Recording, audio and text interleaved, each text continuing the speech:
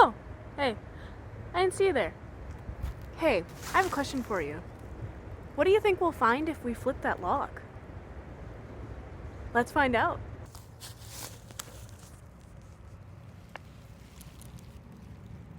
Ooh, a worm. And nothing much else. Hi everyone, my name is Liz and I love learning new things. Would you like to join me in learning new things today? It's early spring here in Schmeekley Reserve, and it's the perfect time to find one of my favorite creatures, the blue-spotted salamander. Right underneath our feet, a blue-spotted salamander has everything it needs to survive. Do you think blue-spotted salamanders would live in a lake or in smaller ponds? Blue-spotted salamanders prefer little ponds like the one behind me over lakes like our Lake Joannis. Now, why might that be? Well, it's actually because fish can't survive in these small ponds. In the larger lakes, like Lake Joannis, there are lots of fish who might eat the salamanders or their babies, so they prefer to live in these safer ponds. This is another example of good blue-spotted salamander habitat here in Schmeekley. So what's the best time to find blue-spotted salamanders?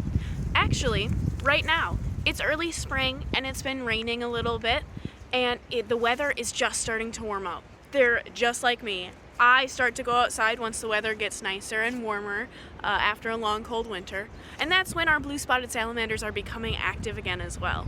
So the best place to find salamanders, which is what we're going to try and do today, is to look in the leaf litter near these ponds or under down logs. They like to stay where it's cool and moist. So, let's go try and find some salamanders.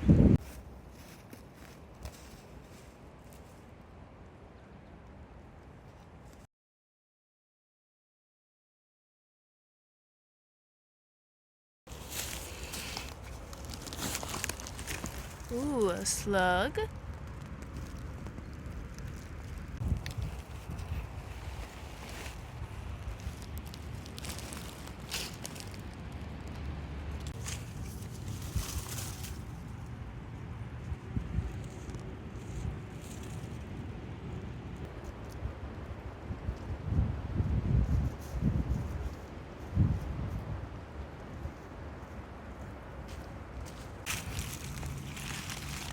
Ooh, lots of worms under that one.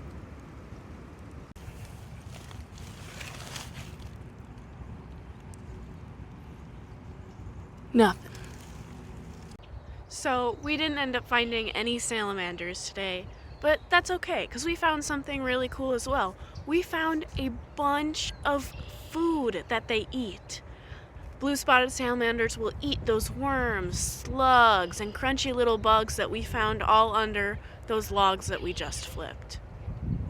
Here is a blue-spotted salamander that I found last year in Schmeekley Reserve. Look at how cute. You'll notice that it gets its name from its blue spots on its body. Those blue spots actually help break up their figure so that predators are less able to see them among the leaf litter. It's important to note that if you do find a salamander, you should not pick them up. They have very sensitive skin, and the oils or other things that you might have on your hands could really harm them. Blue-spotted salamanders will migrate to these ponds in the spring so that they can find each other and breed. You heard me right, I said migrate. They actually travel distances to be able to get to these ponds. They don't live there full time. Now let me ask you a question. Do you think blue-spotted salamanders are going to be active and moving and migrating during the day or at night? Well, if they were active and moving during the day, they might get dried up by the sun. So they move around at night. And often they move around when we're getting those nice warm evening rains that we get in the spring. This frog crossing sign just outside of Schmeekley encourages drivers to slow down so that they don't hit frogs that are moving in the spring. It also applies to our blue-spotted salamanders who migrate across these roads to get to their ponds in the spring. I hope through this video you discovered a little bit more about what's right beneath your feet here at Schmeekley Reserve, and you found out how cool blue-spotted salamanders are. Comment down below if you have ever found a blue-spotted salamander or a salamander. I'd love to hear your stories. Overall, I would like to thank you for coming along with me today. Even if we didn't find any blue-spotted salamanders, we sure discovered a whole lot more about the world right beneath our feet here at Schmeekley.